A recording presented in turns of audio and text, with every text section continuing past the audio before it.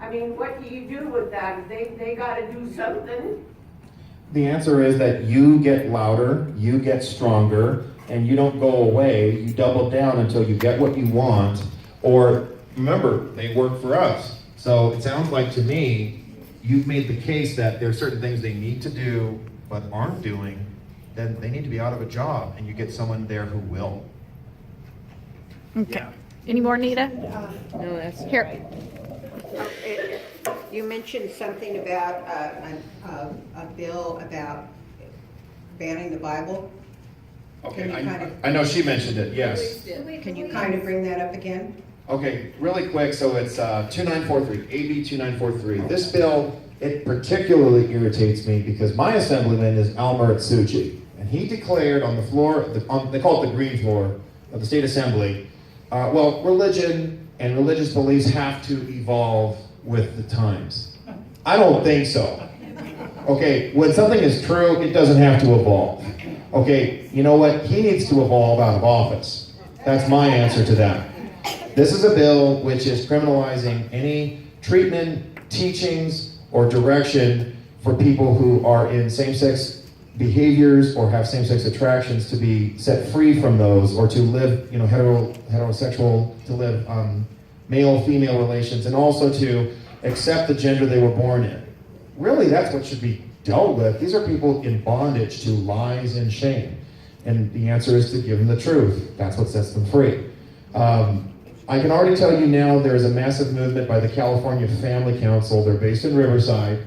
I can email you what they just sent me. Every one of you will be able to send form letters, not just to your state senator, but to all the state senators. As far as, that's an issue I used to be, fighting against the LGBT hate machine. That was something I was very invested in. I was part of a group called Mass Resistance.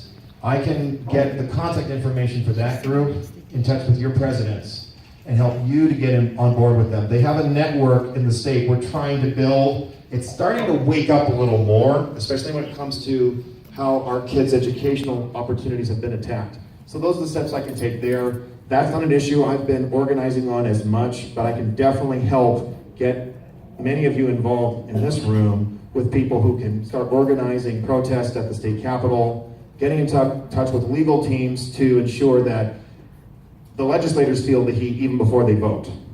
So those are steps that can be taken with that. So, are there any other questions? Actually, there was a story that I was hoping you were going to show, and that was the one where the cops.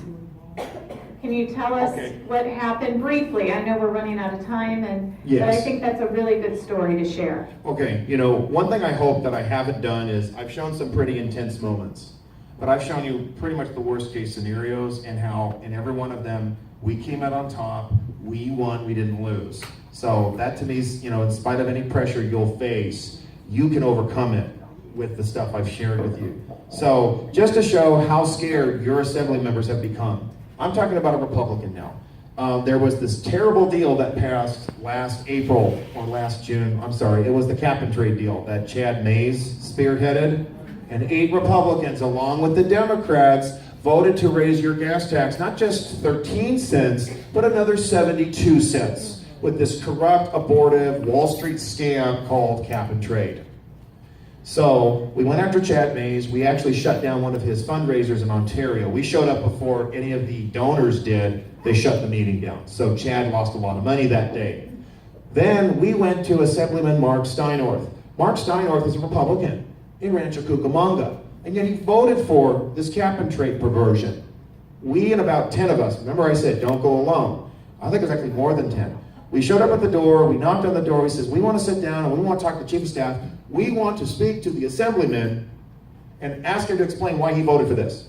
So we showed up, we spoke to the chief of staff, we were upset, we were angry. Being an angry voter is okay, all right?